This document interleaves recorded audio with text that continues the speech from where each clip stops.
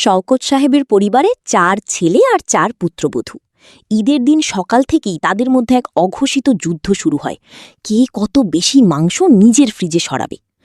বড় বউ তার স্বামীকে চুপি চুপি বলল, ওগো শুনছো, ওই যে রানটা কাটা হচ্ছে, ওটা সুযোগ বুঝে রান্নাঘরে নিয়ে এসো, আমার বাপের বাড়ি পাঠাতে হবে। মেজ বউ মনে মনে বলল, আমি আগে থেকেই কলিজার প্যাকেটটা আলমারির পিছনে লুকিয়ে রাখছি, কেউ জানবে না। শওকত সাহেব নিজে ব্যস্ত কোন আত্মীয়কে কতটুকু দিবেন তা নিয়ে, কিন্তু তার হিসেবে গরিবদের জন্য রাখা অংশটা দিন দিন ছোট হচ্ছে।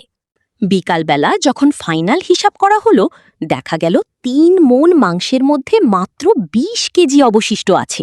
শওকত সাহেব চিৎকার শুরু করলেন, মাংস সব গেল কই? আমি তো নিজে দাঁড়িয়ে থেকে ভাগ করলাম। বাসায় কি চোর ঢুকেছে? বাসার কাজের মেয়ে জহুরাকে সন্দেহ করা হলো। তাকে অনেক বকাঝকা করা হলো। জহুরা কাঁদতে কাঁদতে বলল, খালুজান, আমি এক টুকরা মাংসও ছুঁই নাই। হঠাৎ লোডশেডিং হলো। গরমের চোটে সবাই যখন অস্থির, তখন মেজ বউয়ের ঘর থেকে পচা গন্ধ আসতে শুরু করল।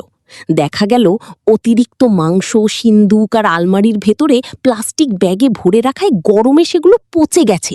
শুধু তাই নয়, বড় বউ যে মাংস বালতির নিচে লুকিয়েছিল, সেগুলো বিড়াল এসে খেয়ে নষ্ট করে ফেলেছে। পুরো বাড়িতে তখন পচা মাংসের দুর্গন্ধ। এদিকে বাইরে গরিব মানুষরা মাংসের আশায় বসে আছে। শওকত সাহেব লজ্জায় মাথা নিচু করলেন।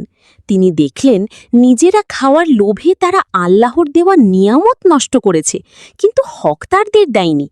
তিনি জহুরার কাছে ক্ষমা চাইলেন এবং যা কিছু ভালো মাংস অবশিষ্ট ছিল সব বিলিয়ে দিলেন। আপনার বাসার ফ্রিজ কি কুরবানির মাংসে ঠাসা?